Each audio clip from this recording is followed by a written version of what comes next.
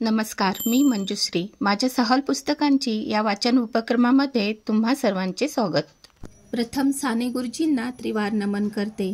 आज मी साने गुरुजींच्या श्यामची आई या कथासंग्रहातील ही गोष्ट वाचणार आहे आणि या गोष्टीचे नाव आहे मुकी फुले. बारको, भाकर खाल्ली की नाही रे? येतोस ना आश्रमात? शिवाने विचारले. आई वाढ ना लवकर, तिकडे सुरू सुद्धा होईल गोष्ट. बारको आपल्या आईला घाई करू लागला. कसल्या रे रोज उठून गोष्टी ऐकता? रोज तुझी घाई, जा उपाशीच. नाहीतर आल्यावर भाकर खा, बारकोची आई म्हणाली. बारको खरेच निघाला. त्याला त्या भाकरीपेक्षा गोष्टीच आवडत. त्याच्या पोटाला भाकर पाहिजे होती, परंतु त्याच्या हृदयाला श्यामच्या गोष्टीच पाहिजे होत्या. बारको व शिवा जल्दीने निघाले. वाटेत ठेच लागली तरी त्याचे शिवाला भान नव्हते. बोलो बंसी धरीनु जय जयकार, श्याम सुंदर हरीनु जय जयकार, अशी आश्रमातील भजनाची धून ऐकू येत होती. बारको व शिवा आले तो शेवटचे समाप्तीचे श्लोक म्हटले जात होते. अहिंसा सत्य अस्तेय, ब्रह्मचर्य असंग्रह, शरीराश्रमास्वाद, सर्वत्र भयवर्जनम, सर्वधर्मी समानत्व, स्वदेशी स्पर्श भावना, ही एकादश सेवावे, नम्रत्वे व्रतनिश्चये. श्यामने गोष्टी सुरुवात केली. आज मी फुलांची गोष्ट सांगणार आहे. लहानपणी मला फुलांचा फार नाद होता. फुलासारखी सुंदर व पवित्र वस्तू जगात कोणतीच नसेल. पृथ्वीवरच्या फुलांनी व आकाशातील ताऱ्यांनी माझ्या जीवनावर अनंत परिणाम केलेले आहेत. माझ्या वडिलांनाही फुलांचा फार नाद. पूजेला भरपूर फुले त्यांना पाहिजे असत. जास्वंद, कर्ण, गुलाब, रास्तुरा वगैरे नाना फुलझाडे शेतावर होती. माझे वडील गणपतीचे मोठे भक्त. दररोज 21 दुर्वांची जुडी ते गणपतीला वाहावयाचे. खुरटलेल्या वाळलेल्या दुर्वा त्यांनी कधी वाहिल्या नाहीत. वाटेल तितके लांब जातील, परंतु हिरव्यागार झुपकेदार लांब दुर्वा ते घेऊन येतील. देवाला साधी दुर्वा वाहावयाची, ती तरी चांगली नको का, असे ते म्हणत. माझ्या वडिलांपासून फुलांचे वेड मी घेतले, परंतु आईपासून फुलांवर प्रेम करावयास शिकलो. मी फुलांसाठी पहाटे उठत असे. आमच्या गावात बकुळ वृक्ष पुष्कळ होते. बकुळीची फुले फारच सुंदर व सुवासिक असतात. त्यांच्यात मधही असतो. लहान लहान जणू मोतीच अशी ती दिसतात. लहान लहान बटणेच जणू असे वाटते. बकुळीच्या फुलांच्या मी परड्या भरभरून आणावयाच्या. सकाळी फुले जमवून ठेवावयाची व 10 वाजता शाळा सुटून आल्यावर त्यांचे हार करावयाचे. वडील ते देवळातील देवांना नेऊन घालीत. सकाळी बकुळीची मोत्यासारखी फुले जमवावयाची व सायंकाळी गुलबक्षीची फुले गोळा करावयाची. सायंकाळी गुलबक्षीची फुले जमविण्यासाठी शाळा सुटताच मी पळत जात असे. दुसऱ्यांच्या घरी जाऊन त्यांच्या गुलबक्षीवरचीही फुले मी आणीत असे, कारण त्यांना ती थोडीच हवी असत. फुलांची आवड आहे कोणाला? देवपूजा कोणाला हवी आहे? देहपूजा करणारे सारे होत आहेत. फूल तोडून कोणी शेंबड्या नाकात कोंबतील, नाहीतर घामट केसात खोतील. फुले देवाच्या पूजेसाठी फार तर थोडी तोडावी, नाहीतर ती झाडावरच शोभू द्यावी. तेथे ती देवालाच वाहिलेली आहेत. आज मी फूल तोडू शकत नाही. फूल म्हणजे परमेश्वराची रसमयी सौंदर्यमयी मूर्ती असे मला वाटते, परंतु लहानपणी देवासाठीच तोडून मी ती जमवीत असे. गुलबक्षीच्या फुलांसाठी मुलामुलीत भांडणे व्हायची. गुलबक्षीचे फूल फार सुंदर असते. फुलांचा देठ लांब, बारीक व कोवळा असतो. देठाच्या टोकाला बारीक मणी असतो.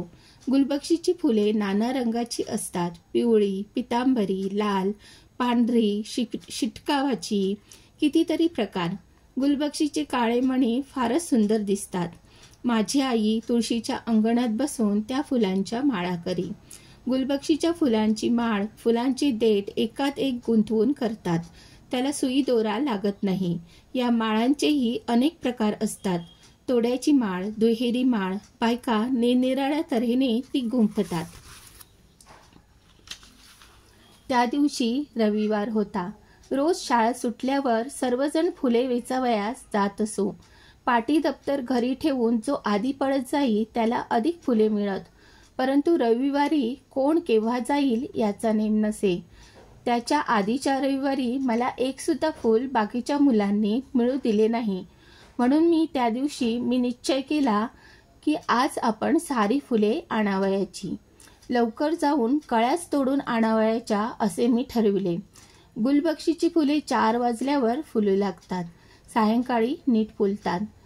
फुले फुलू लागण्याच्या आधीच मी जावयाचे ठरविले. बाहेर ऊन होते तरी मी निघालो.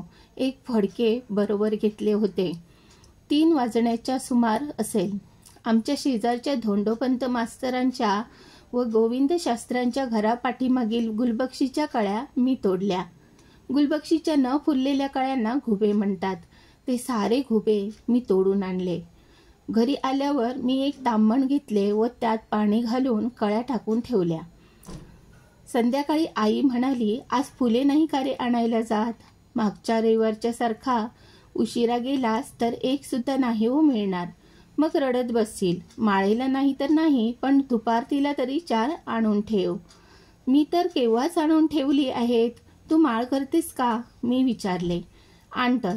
मी येथे तुळशीजवळ बसते, म्हणजे घरात देखी पडायला नकोत, आई म्हणाली.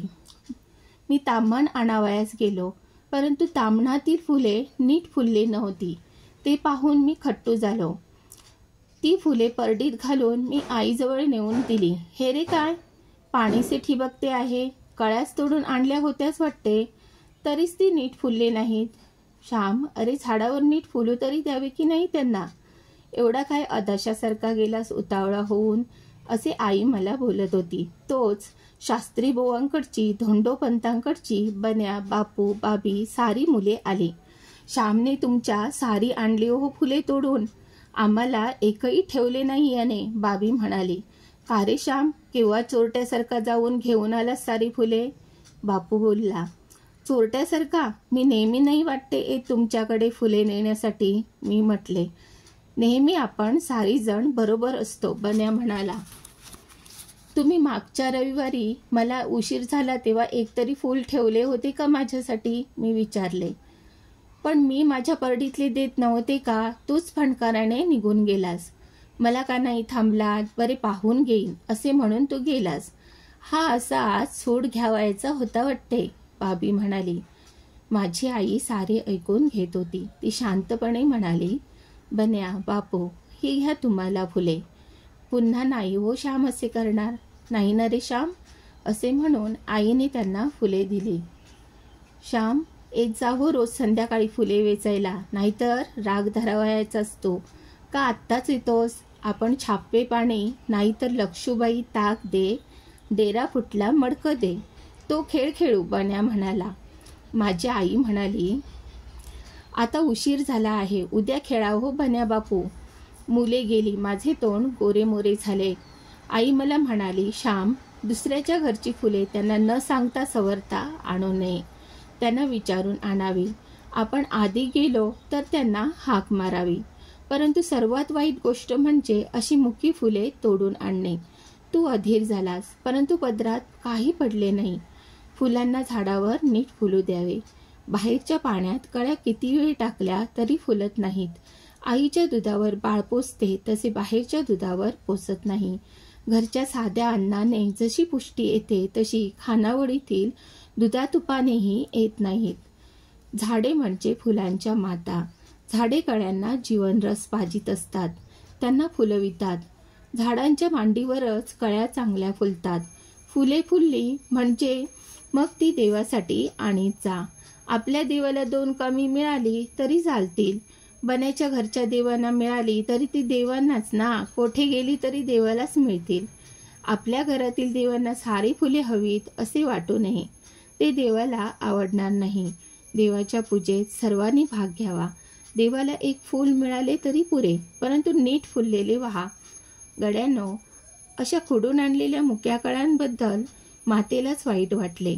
आई आपल्या लहान मुलांना मांडीवर खेळविते, घरात वाढविते व मग त्यांच्या जगाच्या सेवेस देऊन टाकते. त्याचप्रमाणे फुलझाडे फुलांना वाढवितात, रसमय गंधमय करतात व ती विश्वंभराच्या पूजेस देण्यासाठी तयार असतात. अर्धवट खोडून आणलेल्या कळ्या नीट फुलत नाहीत. अर्धवट कामे नीट फुलत नाहीत, फळत नाहीत. जगात अर्धवट काही नको, जे कराल ते नीटनेटके, संपूर्ण यथासांग करा. उशीर लागला तरी हरकत नाही. काहीतरी वेडेवाकडे करण्यापेक्षा न केलेले बरे. माझी आई मला म्हणे, श्याम, मुक्या कळ्या नको हो तोडू, त्याला फुलायला संधी दे, त्यांना नीट फुलू दे.